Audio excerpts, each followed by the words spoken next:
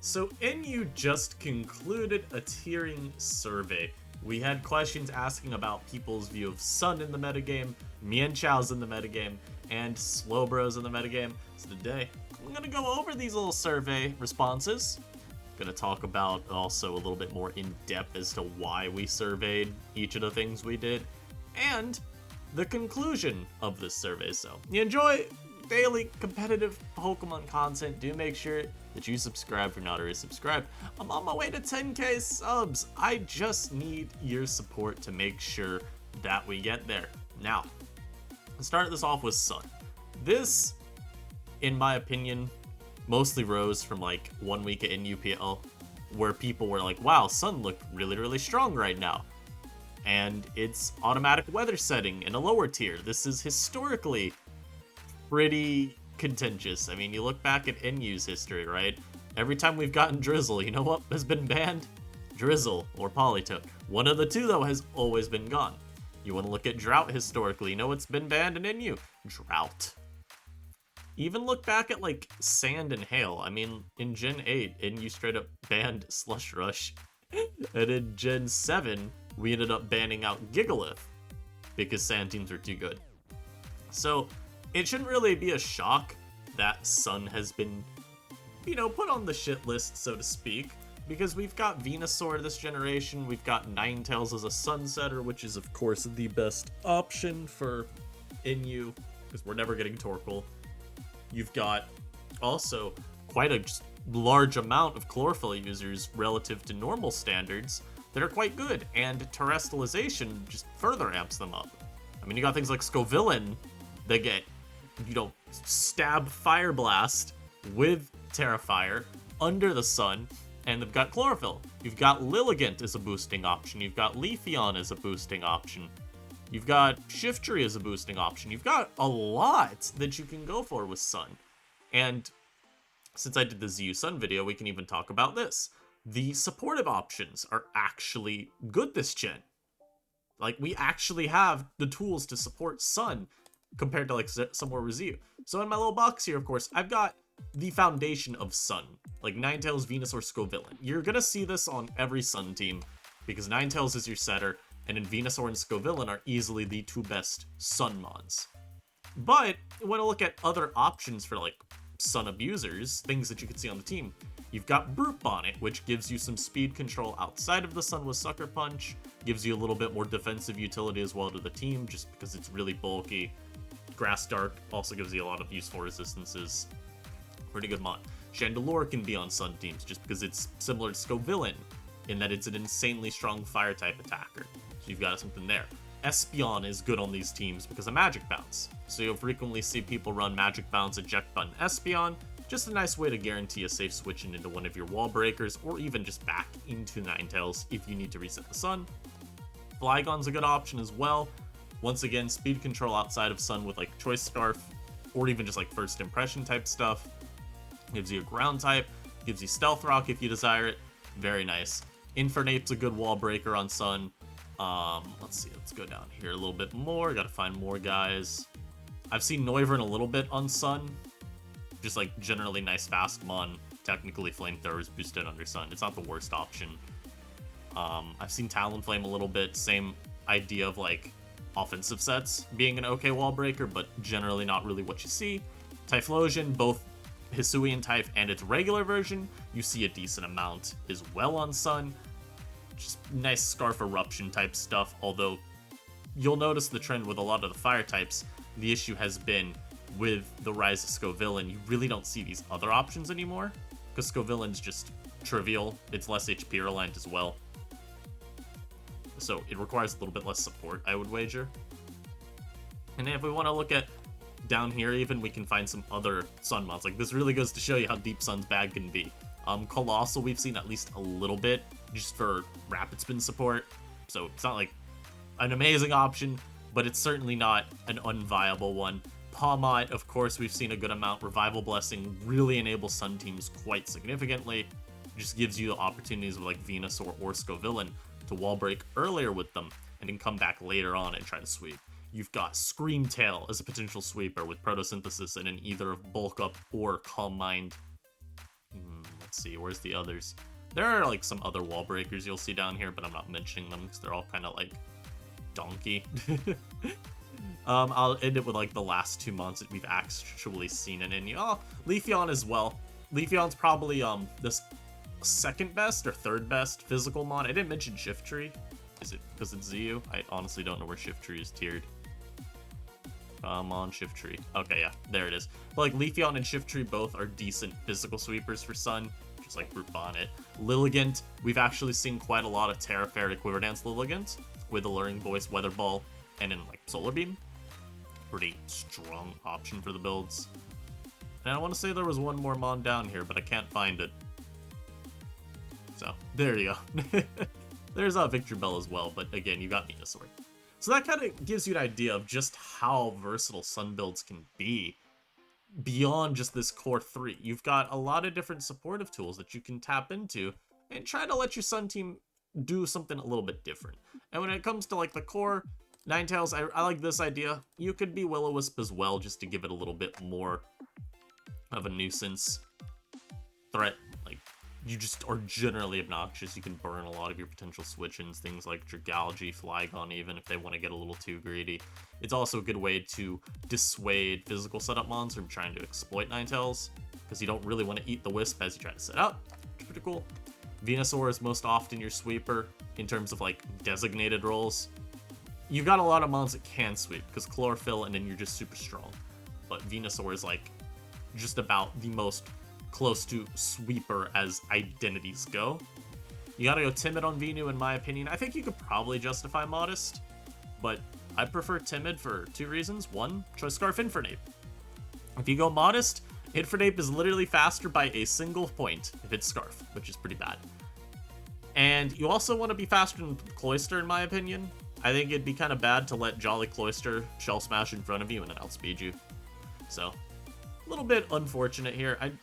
I think you can do Modest if you don't really care about those two. I mean, we've seen a little bit of an uptick in Infernape usage, I think, frankly, for Sun, because Infernape is actually just faster than Scovillain, if I'm remembering correctly. Actually, no, it's not. It's faster than a Modest on these guys, is why you see it. Like, Modest Venusaur is still faster than Mienshao. So, Infernape's, like, okay as an option to punish Sun. Plus, you get to exploit their boosting your Flare Blitz, which is pretty cool. And then Scovillain's here, of course, because it is, like, the most unfair wall breaker you could ask for. It is a fire type with Chlorophyll. Like, I've seen some growth, Scovillain. I just don't think you need to be that. I think Scovillain's bulk, 65 across the board, is actually, like, so insultingly bad. You just tap into specs. You don't care that you have 3 fire moves. You Terra Fire. This Flamethrower is like 2-shotting Slowbro, man. It's really illegal. So, I think that's the easiest way to just always form any Sun team. And then, yeah, you kind of just pick your 3 of the options that I listed out as being really, really good. And so, we did end up deciding to have a vote on Sun. It had, like, 3.24 is not an insanely high score, but we felt this, along with generally a decent amount of community outcry for some sort of action, it was okay to take, like, a vote. I mean, if you look at the breakdown of the percentages here, you can see the colors and how they coordinate to the different vote numbers. 2/3 of NU player base rated Sun at least a level of a 3. And then another 2/3 about of that percentage voted it at least a 4. So you are seeing, like, these votes really just kind of bringing down the overall score quite more than you would maybe prefer that they do. And this is how we did it. We did ranked choice. We did Drought, Venusaur, and then no action. We felt like these were the 3 most frequently brought up mons, or like the easiest to justify a vote on. Some people do think Venusaur is probably not the mon to target if you want to ban Sun in some way. I've seen Scovillain brought up. I've brought up Ninetales, because then, I mean, you still have Vulpix, and I personally think Ninetales does actually offer, like, useful utility because of it being Ninetales instead of Vulpix. Like, you're a lot bulkier, you're faster.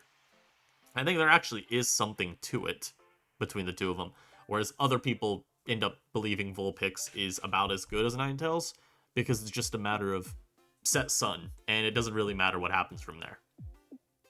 But as we look at the votes, you'll notice 5 people voted to ban Drought as their number 1 option. 4 people voted to do nothing, and then 1 person voted ban Venusaur.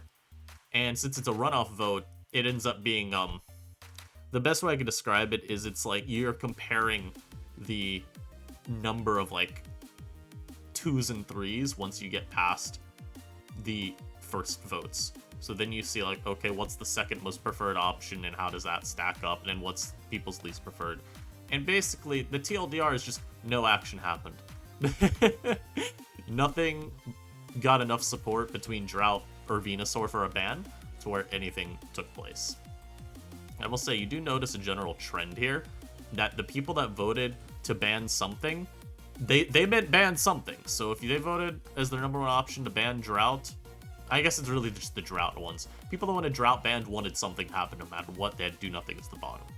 And then the people that voted do nothing, like me, we were more split between what the other 2 options were. We didn't really, I think, care a ton. I feel like that's probably it. And then Skier, from what I understand, was a little bit on the fence between how he wanted action to go, whether it was ban Venusaur or do nothing. But he ended up saying ban Venusaur, I think, because it's like, I guess he views Venusaur as the key component to Sun, and he's like, okay, maybe it feels a little strong, but not strong enough to where I want to axe the archetype entirely. That was at least my perspective of his voting. So for now, we keep Drought in the tier. Eternally, of course, states, I think he states somewhere. Yeah, there it is. Revisiting it in June. So we will have some sort of next look. After, after something I'll mention right here. I'll talk about that more, but yeah, after the suspect test. So then we have Mienshao, only a 2.7. I don't want to talk about it a ton because I don't find it like that insightful. Because, I mean, it was such a low vote, and Mienshao hasn't really gotten a lot of talk. But I think the people that wanted Mienshao to be looked at mostly viewed it through the lens of this mon enabling the Volt Turn stuff way too significantly. And Mienshao's kind of one of those mons that does fit quite seamlessly into the tier. You look at Slowbro as the predominant physical pivot of choice. Mienshao just U-turns on that perpetually. And that can get kind of bad for Slowbro teams, because you're basically going to be staring down the lens of Scarf Shao plus, like, whatever stupidly strong special breaker you want, like Porygon Z, for example. And that's kind of how you've seen Mienshao adapt to Slowbro's presence. You're not breaking it on your own most of the time, but you can exploit its tendency to switch into you. Where I think people came down on Mienshao and why it has, you know, remember, the votes on a scale of 1 to 5, so a 2.7 is below the middle. Middle would be 3. The reason we have a very lacking amount of support for action with Shao is a couple things. One, you've got to look at what those teams generally look like that Shao is trying to exploit. Usually you'll see Slowbro paired alongside a very good U-turn deterrent. So although Slowbro is still perfectly fine to throw at Mienshao, you'll see a lot of the time it'll be like with a Talonflame or with a Vileplume. And so Shao can't just freely pivot like how maybe you'd want it to.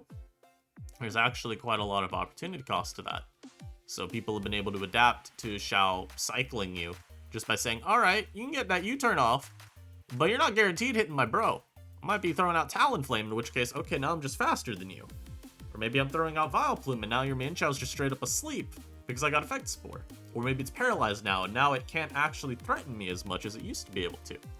So that's, you know, 2 options of good ways to make Scarf Shao just not as easy to pilot. There's also Life Orb Shao. This set doesn't see as much usage, but it is nice on teams that want to go with like a Scarf Crocodile or a Scarf Flygon as their fast mon instead. And Life Orb Shao offers a couple things. One being move slot versatility.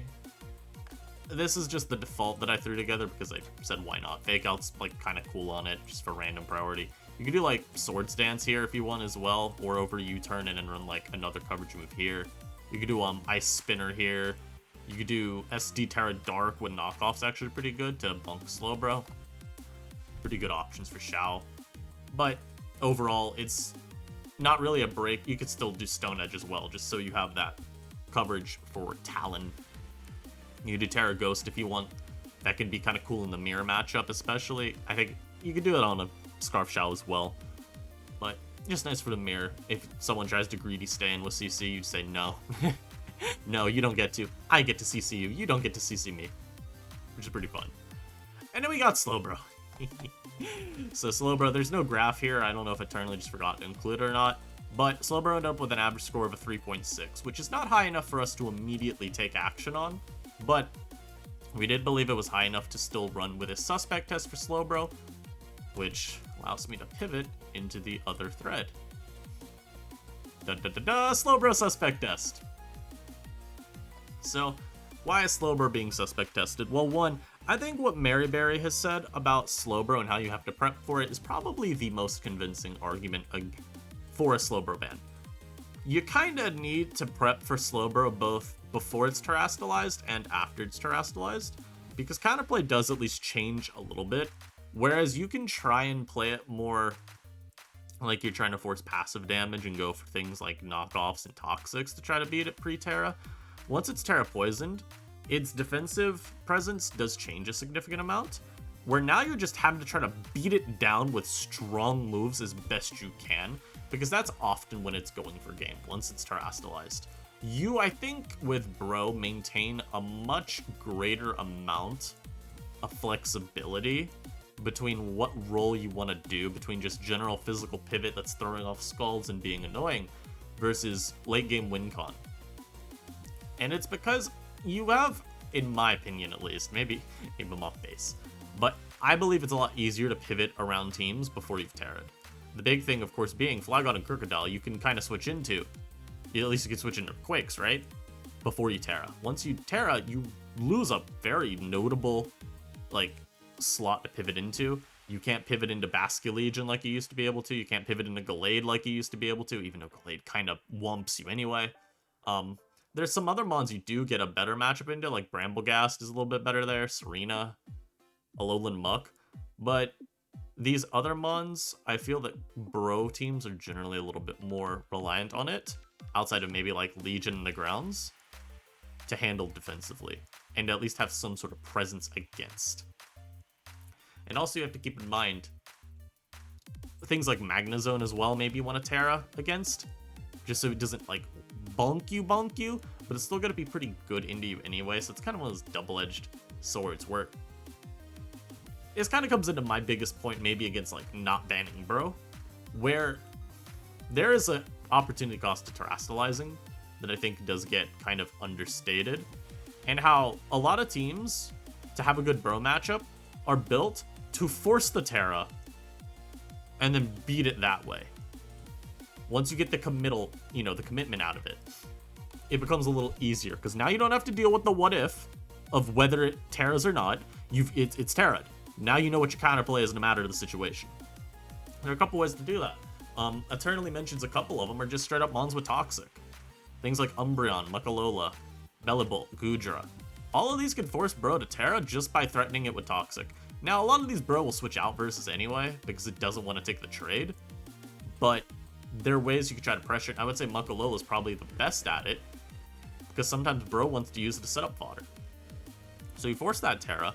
Now you've got still your strong Special Breaker. You may have like a Scarf Crook on your team. It becomes really, not really easy, it becomes easier to beat Bro that way. Maybe you have your own Slowbro, and this is where people may try to argue broken versus broken, but Toother has put this very succinctly. If I don't think Slowbro's broken, it's not broken versus broken. Like, if you don't think Bro is a overpowered mon in the tier, you don't have to ever worry about the argument of, am I preserving a mon that's broken just to check its broken self? Because you think it's fine. You're okay with that type of centralization. There's always been an argument, I feel like, for some of these high-profile mons, where people don't know if centralizing is good or bad. And there's a difference. Centralizing can be good. If a metagame centralizes around one key threat, there is commonly the argument that people think it makes building the tier easier, because you can basically dictate every team of yours around this one threat and say, okay, so this is the threat that I have to make sure that I can't lose to, and just that's it. It's always a matter of arguing within reason. It's like, do you think Bro's centralization is fine? can you still beat it reasonably with every team you build without having to go out of your way to prep for it? To where you're having to, you're forced to resort to really niche options, and even then, maybe you're still just barely hanging on. Or do you feel like the strain it puts on building is too great that the centralizing effect ends up being unhealthy because it forces overly repetitive structures? There's very little build diversity between archetypes. Maybe you're only able to use one specific or it's never going to be just one, but only one or two types of builds are truly viable. Is the metagame incapable of evolving any further? These are all things that you can kind of weigh in your mind when you want to talk about, is this centralizing effect healthy or just blatantly unhealthy? I think with Sun coming into the fold as a means of saying hey, Sun is an offense build that actually kind of reams the traditional Slowbro builds, I think that's a good way of saying, okay, well, this is fine evolution of a metagame. People were maybe not liking the old offenses anymore. A lot of it was webs. Maybe they felt Slowbro was too good into that. Well, now Sun rises, and Sun is obviously not worried about Slowbro. And I was even talking with Eternally a bit earlier, and he's like, yeah, I mean, some of these old Slowbro balance cores just kind of don't work anymore because you get run down by Sun. That's a good example, and obviously right here, you've got a lot of breakers that just can handle Bro. Plot Mew, Plot Thunders, Gallade. Gallade handles Bro both pre and post Terra, by the way, just in case you were worried. Venusaur, also pre and post. Scovillain, also pre and post. Legion even. Basky Legion beats Slowbro regardless of it terroring. Same with Toxtricity. These are all good mons that beat Slowbro, or at least threaten to beat Slowbro in any state of the game. And it kind of goes back to the Meowscara point. Bro wants to come in on a lot of pivots, a lot of Scarfers. Shao, Flygon, Talonflame. I'm trying to think of others off the dome. Basket Legion. We can even just go through the list right here. Why am I making this harder on myself? Incineroar, I would say, but you don't really want to let it boost and knock you. So that's kind of it's not that good. Maybe Serena, if you've terastallized, you come and pivot on its U-turns. But that's kind of how you can force the Bro players into these terrible situations. Bro can often end up being a bit of a momentum sink, and although you've got Regenerator, that's only good for Slowbro itself. Does not mean the rest of your team will not get run down as your Slowbro is let me switch into the U-turn again. It can be pretty bad. Of course, I talked about earlier too how a lot of teams are built to accommodate for that, but it goes to show that Bro is not just this mon that you throw on your team and there's absolutely no opportunity cost at all. There's clear opportunity cost to using Slowbro. Whether you think it's enough to say oh, well, this is, now it's a balanced mon, fair. You may not find that to be enough of a convincing point against it, and that's why we debate these things. People get really hostile over Slowbro, over any, defining meta mon when it's getting tested. It's fine to disagree. Be polite. Yeah. But that's basically all I got for y'all today. I hope y'all enjoyed this. Of course, if you want a ladder for the Slowbro suspect, you can always view this thread in the NU sub forum. Little info down here about it. This is the ladder prefix, so make a new account with this being the start of the account name. And then you got to get an 80% win rate on the account with a minimum of 32 games won. So how that would look, if you get a record of 32-8, that's good. Or if you just get to 32-0, that's fine as well, because why would we make you play more games so that your win rate is 80%? Literally, it's a minimum of 40 total games played, and then a minimum of 32 wins is what ends up being needed. So, hey, make sure to ladder. And I hope y'all enjoy it. I'll catch you next time. Peace.